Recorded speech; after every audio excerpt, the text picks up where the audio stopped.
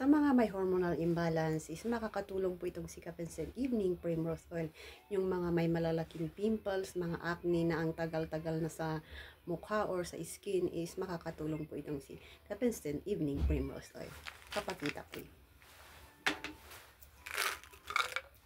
Ganito yung itsura ng Sikap and Evening Primrose Oil. Ito siya.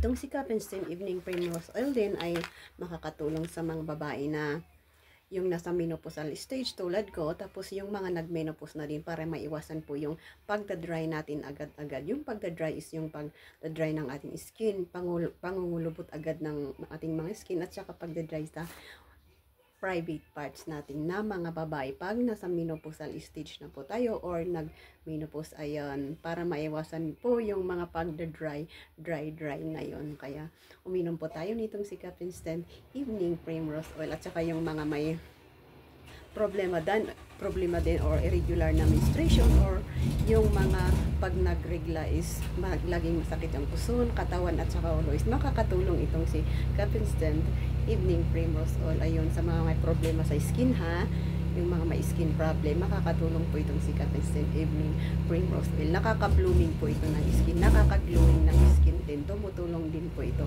Sikap Instant Evening Primrose Oil. Ayun.